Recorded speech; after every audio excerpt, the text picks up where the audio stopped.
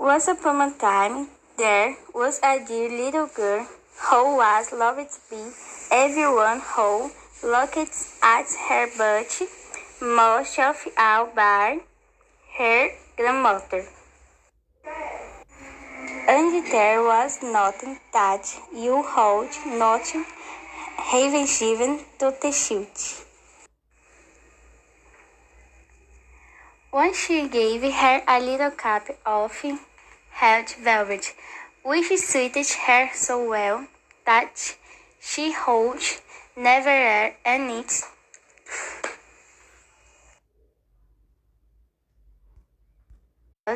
She was always called Little Hair Cap.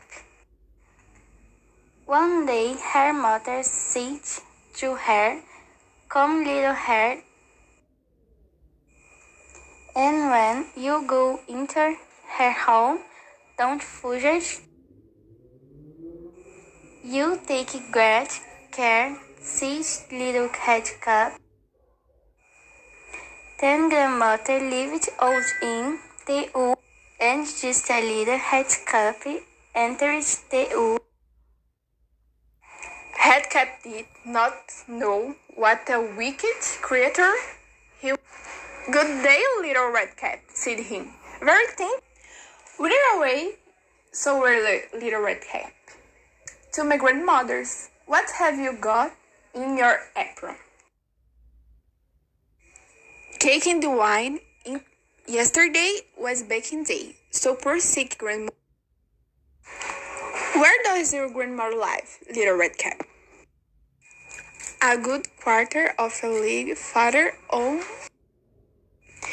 Her house stands under the 3 large oak trees. The nut trees are just below." "You surely must know it," replied the little Redcap.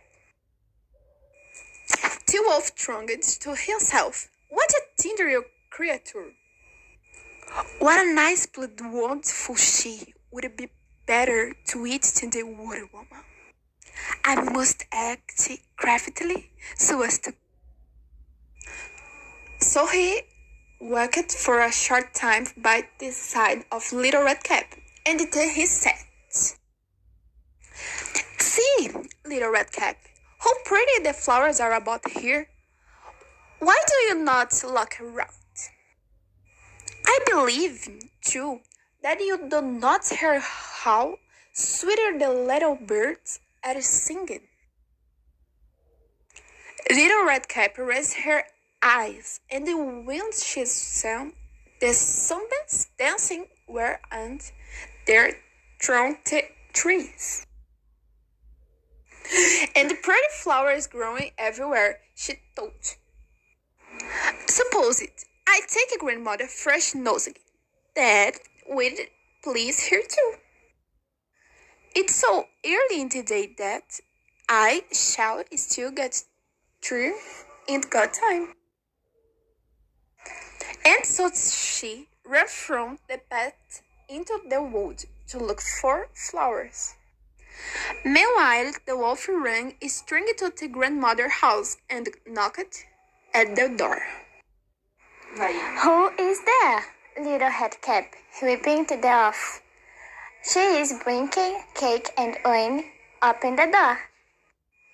Leave the lad called out the grandmother. "I am too weak and cannot get up." The wolf lifted the lad. The door sprang open, and went down, saying a word. He went straight to the grandmother's bed, and devoured her. Then he put on her clothes, dressed himself in her cap, laid himself in bed, and drew the curtains. Little Redcap, however, and began running about picking flowers. And when she watched Granddaddy, so many that she could carry no more, she remembered her grandmother and set out on the way to her. She was so frightened to find the cottage door standing open, and then she went into the home.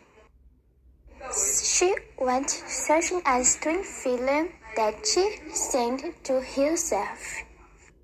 Oh, there, how wonderful I feel today, and at other times I like being with. She called out, "Good morning," but he received no answer. So she went to the bed and drew back the curtains. There lay her grandmother with her cap pulled far off her face and looking very strange. "Oh, grandmother," she said, "what big ears you have. The better to hear you, my child." "But grandmother, what big eyes you have," she said. "The better to see you with, my dear. The better to eat you here." And scarcely had the wolf said this, than with one bolt he was out of bed and swallowed up Headcap. When the wolf and appeased his appetite, The huntsman was just passing the house, and trust to himself, "How the old woman is snoring. I must just see if she wants anything."